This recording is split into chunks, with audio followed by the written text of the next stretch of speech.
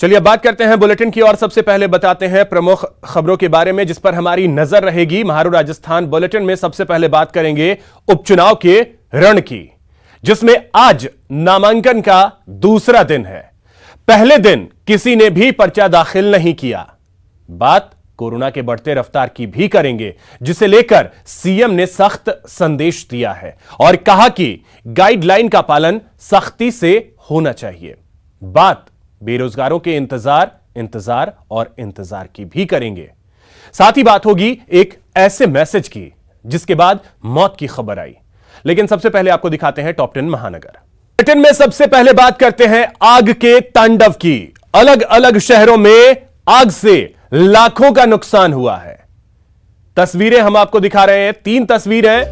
पहली बारां की, यहां छबड़ा कस्बे के डंप यार्ड में भीषण आग लग गई। दूसरी तस्वीर अलवर की है, यहां हाईवे पर फॉर्च्यूनर कार में अचानक से आग लग गई। और तीसरी तस्वीर उत्तर प्रदेश के कानपुर की है, यहां एक प्लास्टिक गोदाम में भीषण आग लग गई। 3 तस्वीरें 3 शहरों की जहां पर आग का तांडव देखने को मिला।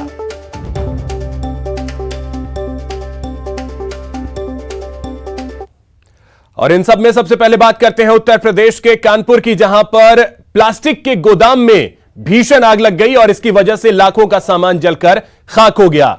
घंटों की मशक्कत के बाद आग पर काबू पाया जा सका। तो तस्वीर आप देख सकते हैं, यह एक प्लास्टिक का गोदाम है जिसमें भीषण आग लग गई और आग बुझाने के लिए काफी मशक्कत करनी पड़ी है। घंटों लग गए आग पर काबू पाने में। यह तस्वीर आप देख सकते हैं। बात अब बारां की करते हैं। यहां पर छबड़ा कस्बे के कचरा संग्रहण केंद्र पर देर रात अचानक आग लग गई, जिसकी वजह से आसपास के इलाके में हड़कंप मच गया। दरअसल कस्बे के भीतर डंप यार्ड की आग तेज हवाओं के चलते फैल गई। हवा से आग ने विकराल रूप धारण कर लिया और 5 स्थानों पर कचरा धू धू कर जल उठा। आसपास खेत होने से खेत मालिकों की चिंता भी बढ़ गई। ऐसे में देर रात आसपास कस्बे के लोग और स्थानीय पुलिस के जवान मौके पर पहुंचे और आग बुझाने में जुट गए, लेकिन आग पर जल्द से काबू नहीं पाया जा सका, जिसके बाद मौके पर दमकल की टीम पहुंची और काफी मशक्कत करनी पड़ी आग पर काबू पाने के लिए। ये तस्वीरें भी आप देख सकते हैं, धू-धू कर जलता ये कचरा और इसकी वजह से हड़कंप मच गया।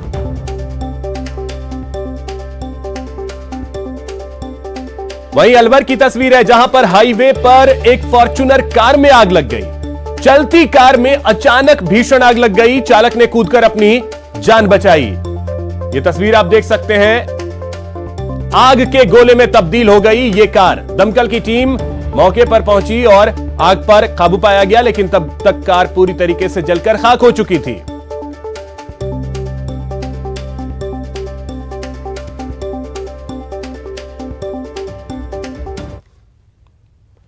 कोटा एसीबी की गिरफ्त में आए सीनियर सेक्शन इंजीनियर को घनश्याम शर्मा को आज कोर्ट में पेश किया जाएगा। टीम ने मंगलवार रात रेलवे मंडल में सीनियर सेक्शन इंजीनियर को 35,000 की रिश्वत लेते हुए रंगे हाथों गिरफ्तार कर लिया था। आरोपी रात भर नयापुरा थाने के बैरक में उसे रखा गया।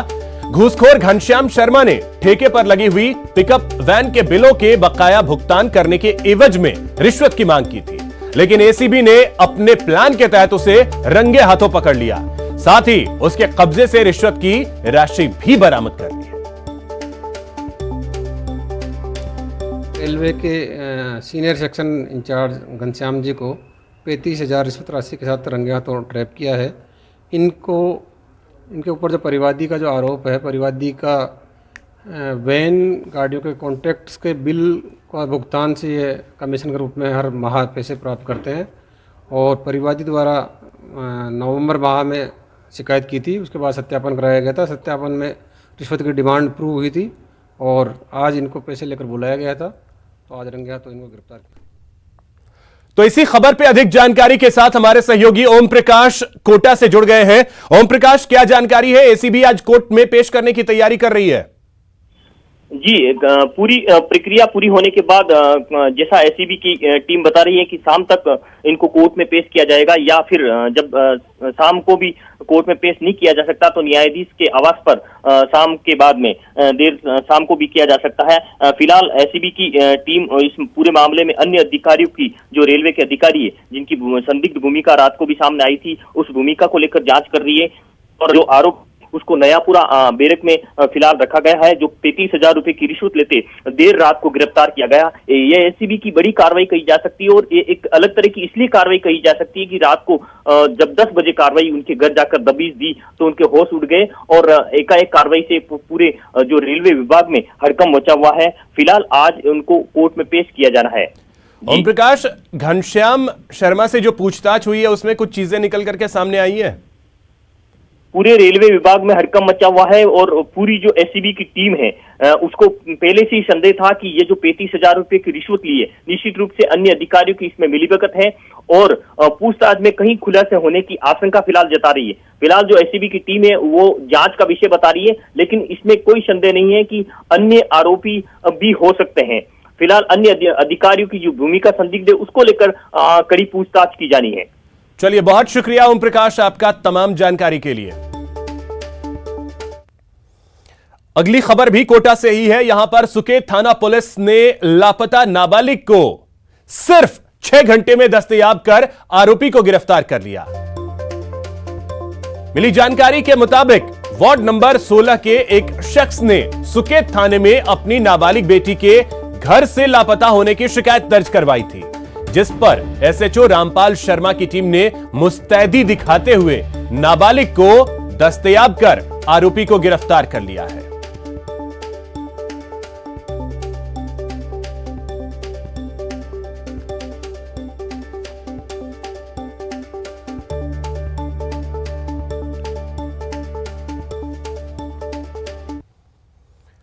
कोटा के रामगंज मंडी थाना पुलिस ने 2 लाख रुपए की कीमत की धनिया की बोरियां चुराने वाले 2 बदमाशों को गिरफ्तार किया है। दोनों बदमाश मध्य प्रदेश के मंदसौर जिले के रहने वाले हैं। पुलिस ने बदमाश सिराज और हुसैन को गिरफ्तार किया। 20 फरवरी को व्यापारी सुरेश कुमार ने थाने में रिपोर्ट दर्ज करवाई थी कि उसके दुकान के बाहर रखी धनिया की बोरियों को अज्ञात चोर चुरा ले गए। व्यापारी की रिपोर्ट के बाद बदमाशों की पुलिस तलाश कर रही थी। 1 माह बाद दोनों बदमाशों को गिरफ्तार कर लिया गया।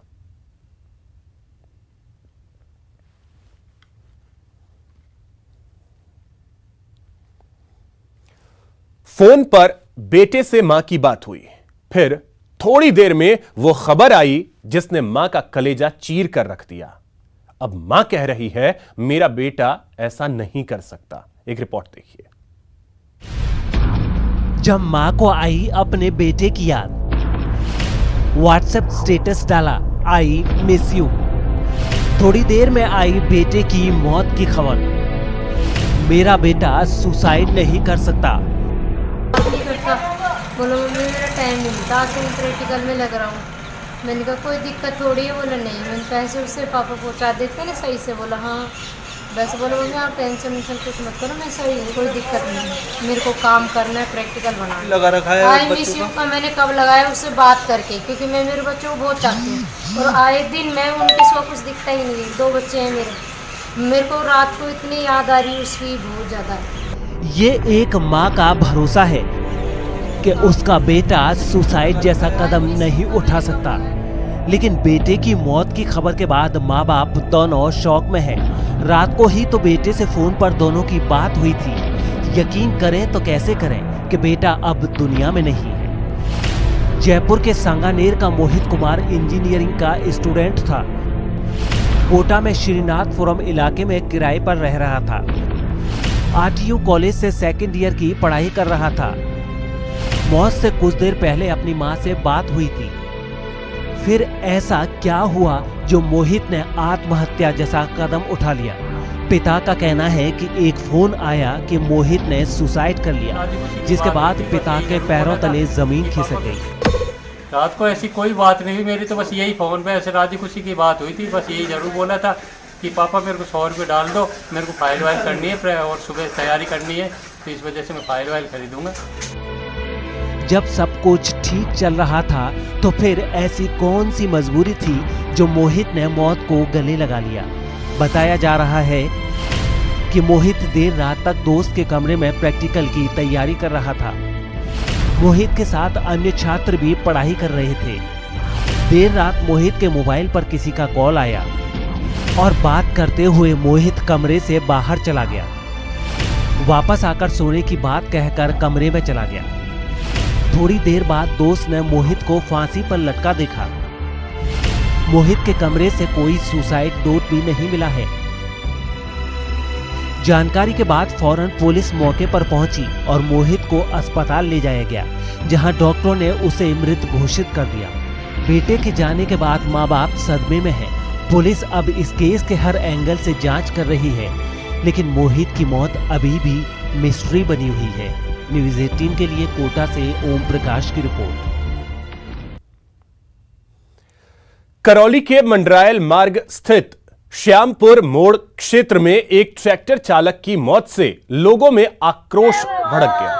आक्रोशित ग्रामीणों ने मंडरायल मोड़ पर जाम लगाकर विरोध प्रदर्शन किया। ग्रामीणों ने पुलिस द्वारा ट्रैक्टर चालक की पिटाई करने से मौत के आरोप लगाए। सड़क पर जाम लगने से दोनों ओर वाहनों की लंबी कतार लग गई। प्रदर्शनकारियों ने आरोपी पुलिसकर्मियों के खिलाफ कार्रवाई की मांग की है। ग्रामीणों का आरोप है कि बजरी ले जा रहे ट्रैक्टर को रोकने के दौरान यह घटना घटित हुई है।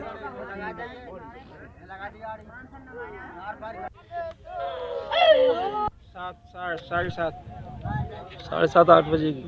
अच्छा, कैसी हुई घटना? ये बजरी का ट्रैक्टर लेके आ रहा और खान की चौकी पे से गाड़ी लगी मंडराल वाली। अच्छा, जब वहाँ से भी पीछे पड़े घाटी में ट्रैक्टर लगा तो घाटी में मैंने कुछ ट्रैक्टर स्लो पहले दबो जो भाई मैंने दोनों तरफ है डंडा मारे दोनों तरफ से।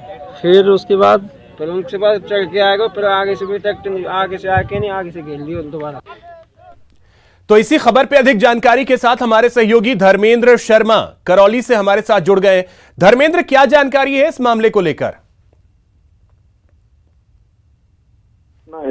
बताया जा रहा है कि विजय सिंह गुर्जर नाम का एक युवक ट्रैक्टर चालक है और बजरी लाने ले जाने का काम करता था।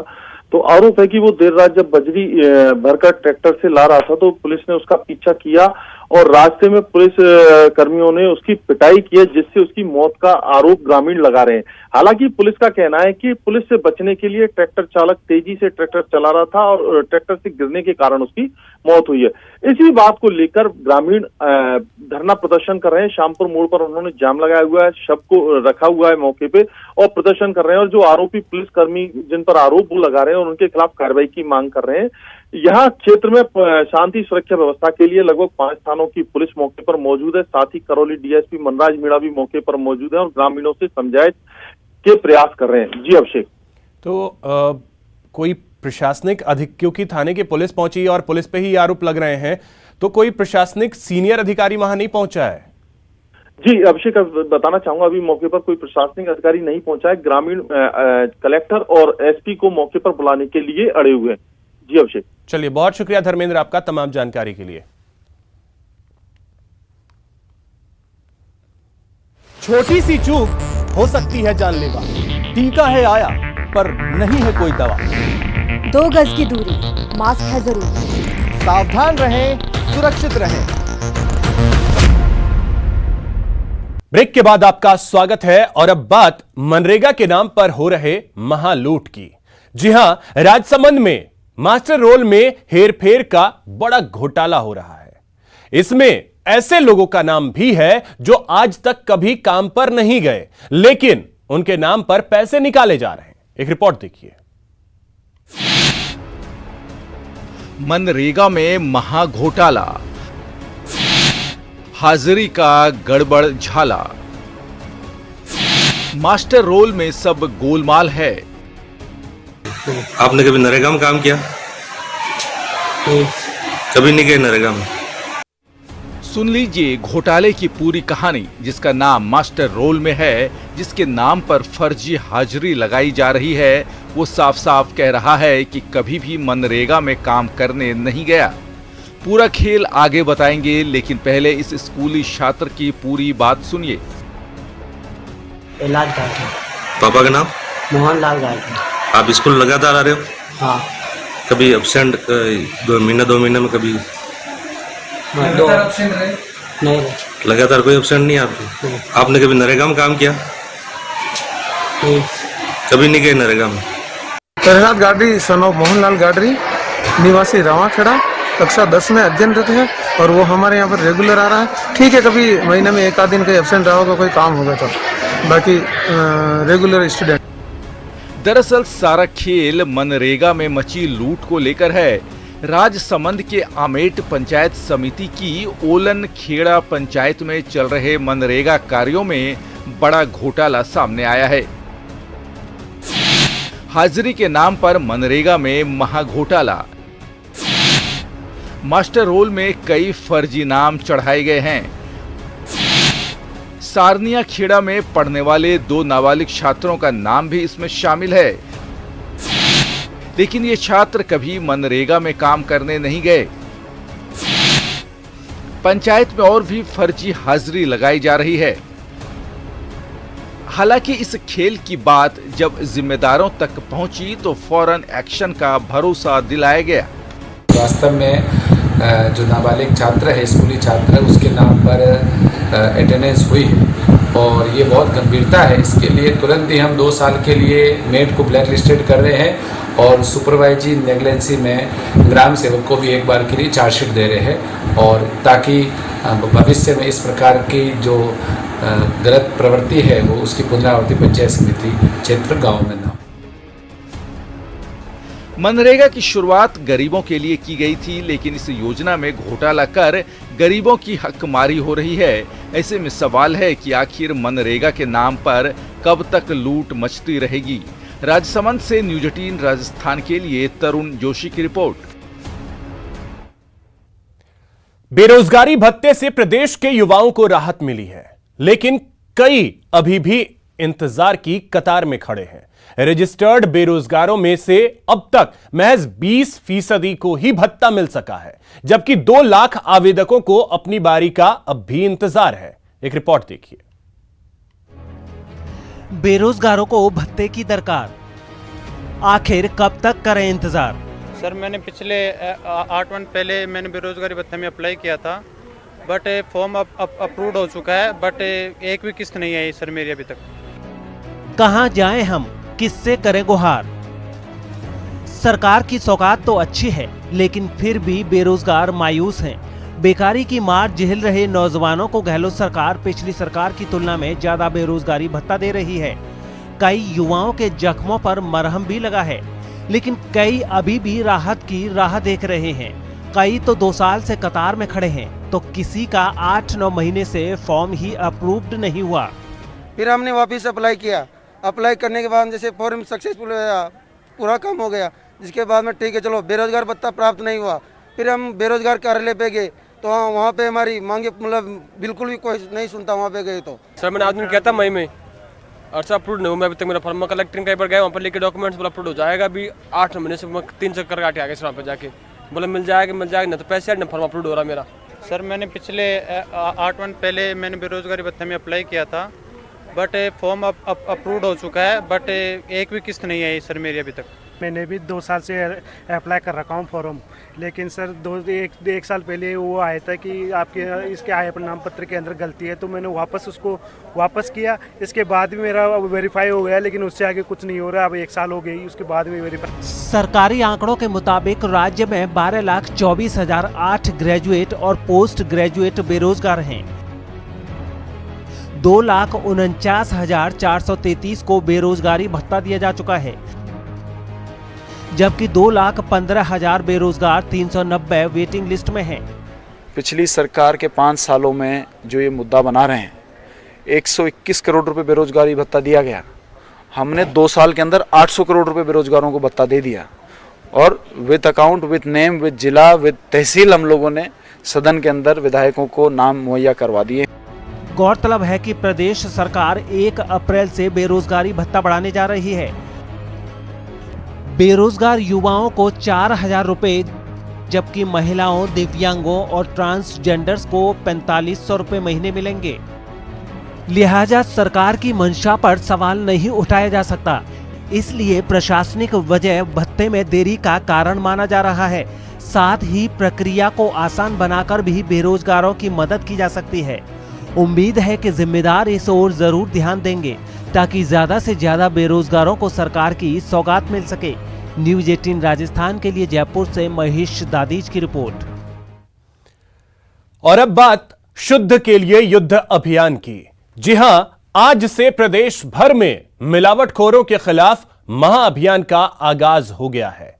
हर जिले में 28 मार्च तक विशेष अभियान चलाया जाएगा और मिलावटखोरों पर पूरी नजर रखी जाएगी।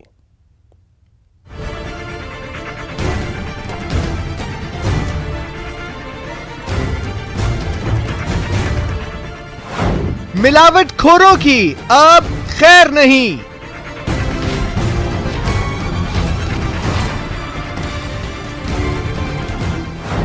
फेस्टिव सीजन में महाअभियान।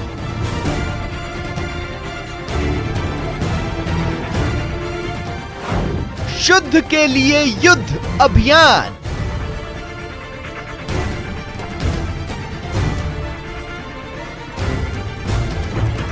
होशियार रहिएगा, सावधान रहिएगा। फेस्टिव सीजन में पहले से ज्यादा सावधान रहिएगा, क्योंकि इस सीजन में सेहत के दुश्मनों का गैंग एक्टिव हो गया है आपको बीमार, बहुत बीमार बनाने के लिए। लेकिन खाद्य विभाग इस बार पहले से अलर्ट है मिलावटखोरों को सबक सिखाने के लिए। होली को लेकर खाद्य विभाग का विशेष अभियान। प्रदेश भर में शुद्ध के लिए युद्ध अभियान का आगाज। 28 मार्च तक खाद्य विभाग चलाएगा महाअभियान। प्रदेश भर में लिए जाएंगे दूध और मिठाई के सैंपल। खाने वाले तेल का भी किया जाएगा निरीक्षण। मार्च तक एक सघन अभियान चलाना है खाद्य पदार्थों। त्योहारी सीजन में मिठाइयाँ बनती है, दूध और दूध से बने हुए प्रोडक्ट बनते हैं, बहुत सारी मिठाइयाँ अलग तरह की बनती है। तो हमने सभी लोगों को अलर्ट किया है कि त्योहारी सीजन में ये ध्यान रखें कि जो राजस्थान की आवाम को शुद्ध चीज़ें खाने को मिल सके, उसके लिए निरीक्षण करें। निरीक्षण के साथ साथ अगर कोई संदेह है तो आपको सैंपलिंग भी करें और संबंधित लैब में भेजें।